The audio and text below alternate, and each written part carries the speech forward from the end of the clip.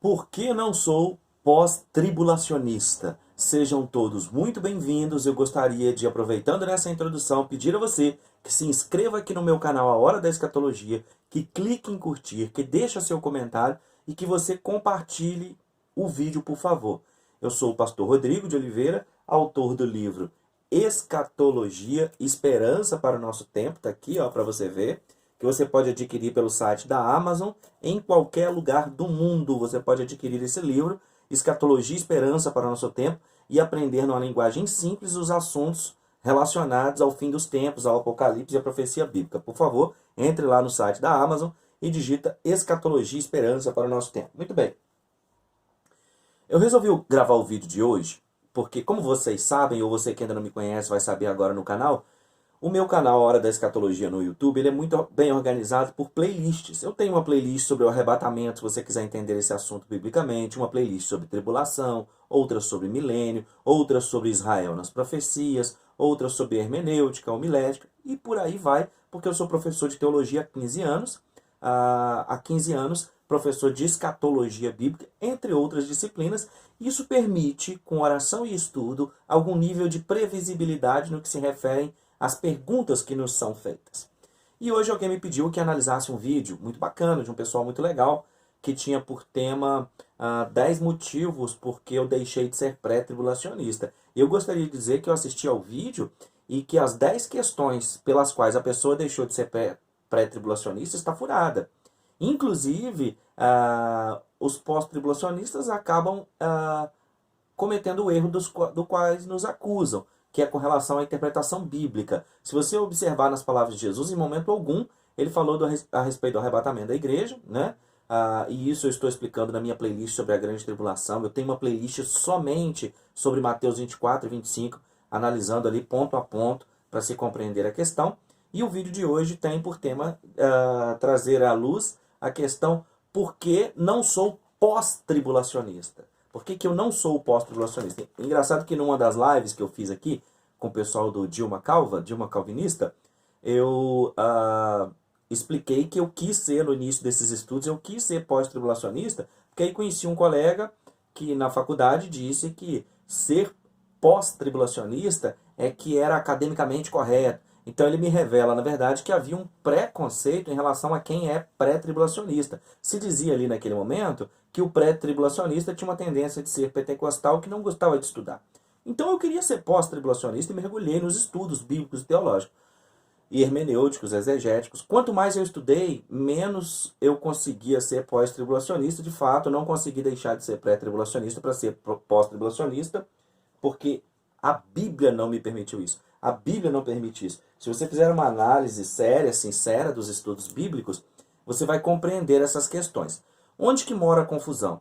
Ela mora no fato de que muitas pessoas não compreendem o que significa a eleição de Deus para Israel, né? Quem é que são os eleitos? Quem é que são os escolhidos? E por não se compreender o que significa a eleição de Israel na Bíblia, a eleição de Israel por Deus, muita gente fica pensando, o que significa isso? Será que ser Israel povo eleito significa que todo Israel será salvo? Paulo discorre sobre isso em Romanos 11. Ou significa que serão salvos só aqueles que guardarem a lei, então pela fé na lei, né? Então isso tudo traz muitas questões para nós, e eu vou fazer algumas leituras bíblicas, eu separei algumas passagens para trazer bem a questão para nós hoje. E para entender essa questão de eleição, ela não é tão clara no Antigo Testamento sem o Novo. Por isso que Agostinho de Hipona diz que o Novo Testamento está oculto no Velho e o Velho está revelado no Novo. Então, para compreender o assunto da eleição, nós vamos voltar o olhar para isso no Antigo Testamento e compreender os três aspectos da eleição, né? Os três tipos de eleição. A eleição salvífica, a eleição instrumental e a eleição de Israel. Isso é muito importante você compreender. Uma outra coisa bacana de se gravar o vídeo é você poder voltar, prestar atenção, que essa é uma aula bacana que eu acredito que você não pode perder. Então, olhando para esses três tipos de eleição, as coisas vão começando a se esclarecer. Porque a eleição para a salvação, eu separei até aqui para nós fazermos uma leitura da eleição salvífica, estando em Isaías 49, 6b. Isaías 49, 6b. Né? Diz assim, Isaías 49, eu fui lá para Isaías Eu fui lá para Isaías 6. Isaías 49, 6b. Diz assim: Sim, diz ele, pouco é o seres meu servo para restaurares as tribos de Jacó e tornares a trazer os remanescentes de Israel. Também te dei como luz para os gentios, para seres minha salvação até a extremidade da terra.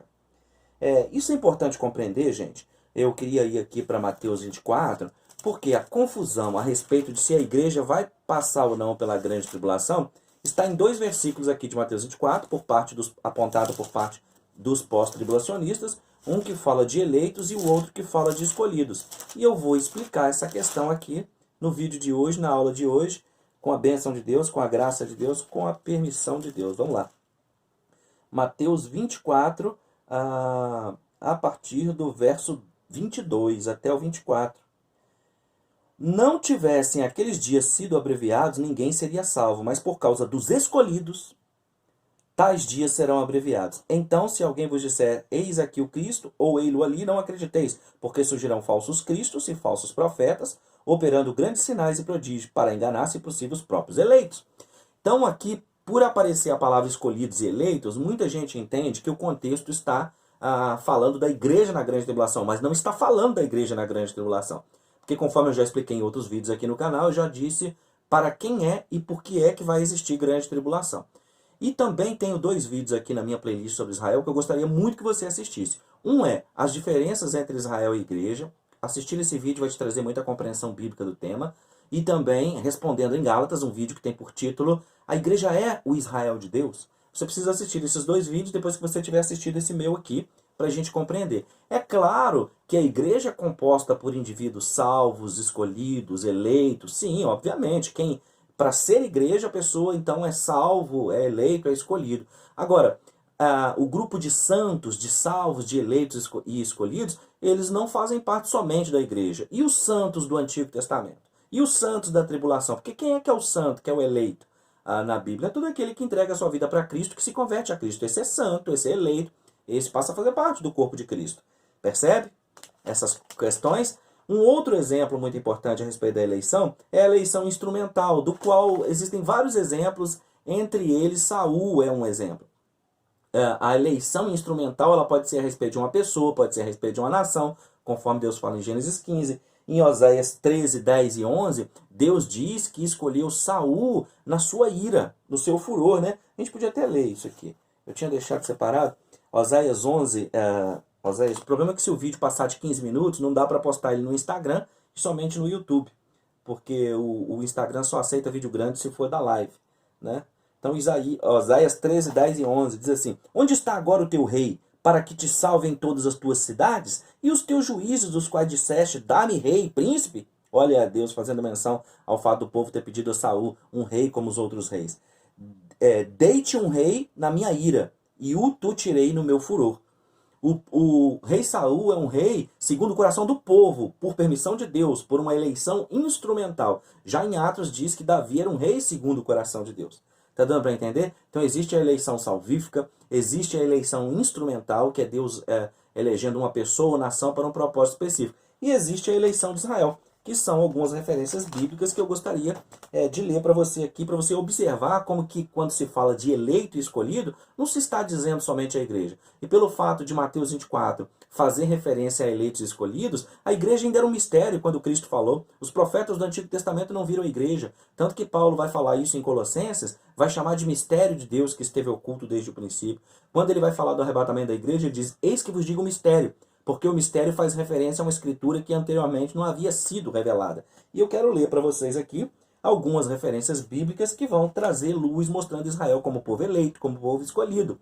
Então, quando não se compreende esse papel de Israel, essa eleição instrumental de Israel, faz-se uma confusão danada e não se entende o papel atual de Israel nas profecias bíblicas. Por exemplo, incorrer na teologia da substituição, onde a igreja pela fé substitui a Israel, é hermeneuticamente errado, é exegeticamente errado, é desinterpretar as escrituras, é desaplicar as escrituras, porque as profecias são muito específicas para um Israel do tempo presente que nós vivemos. Lucas 1, 31, 32, o anjo Gabriel entrega uma profecia para Maria, dizendo que Jesus é o filho de Davi, que vai se assentar no trono de Davi, seu pai, reinar sobre a casa de Jacó perpetuamente. Os textos do Novo Testamento, de Apocalipse, que dão conta do reino messiânico, do reino milenar, do reino literal de Cristo na terra, são a partir de Jerusalém e Israel, que eu já expliquei em outras lives, mas eu estou mencionando aqui para que você não fique sem a correlação, você que ainda não assistiu os outros vídeos. Eu gostaria de ler aqui Deuteronômio, capítulo 7, versículos 6 a 8. Vou abrir tudo aqui na hora, para ficar fácil, para ficar uma ideia bem de estudo, aproveitando que amanhã é domingo, dia de escola bíblica, para alguns a escola é hoje, sábado, né? Então vamos lá, Deuteronômio capítulo 7, versículos 6 ao 8, que diz assim: Porque tu és povo santo ao Senhor teu Deus. O Senhor teu Deus te escolheu para que fosse o seu povo próprio de todos os povos que há sobre a terra. Não vos teve o Senhor afeição, nem vos escolheu, porque fosseis mais numerosos do que qualquer povo, pois éreis o menor de todos os povos, mas porque o Senhor vos ama e para guardar o juramento que fizera a vossos pais. O Senhor vos tirou com mão poderosa e vos resgatou da casa da servidão, do poder de Faraó, rei do Egito. Israel é povo escolhido, Israel é povo eleito, assim como a igreja também o é, só que são planos proféticos diferentes. E a grande tribulação é para Israel por ter rejeitado o Messias e para as nações que o rejeitaram. Para aqueles que aceitaram a Cristo, resta ser sua noiva e esposa que se casará com ele nas bodas do céu. E não viverá a tribulação. Não há base bíblica alguma para se ensinar um arrebatamento no final da tribulação. E não existe texto bíblico nenhum que ensine isso. Outro texto que eu gostaria de ler para vocês se encontra em Isaías 49:3. Vamos lá rapidinho para Isaías 49:3, porque se der 15 minutos, o vídeo eu já posso postar ele no Instagram. Se não der, vai só para o YouTube. Isaías 49:3 diz assim: E me disse, tu és o meu servo, és Israel, por quem hei de ser glorificado. Agora eu queria ler o Salmo 135, verso 4. Salmo 135, verso 4, que diz assim... Salmo 135, verso 4. Com efeito, eu sei que o Senhor é grande e que o nosso Deus está acima de todos os deuses. Versículo 3 e 4. Louvai o Senhor, porque o Senhor é bom. Cantai louvores ao seu nome, porque é agradável. Pois o Senhor escolheu para si a Jacó e a Israel para a sua possessão, gente. Olha bem isso aqui, né?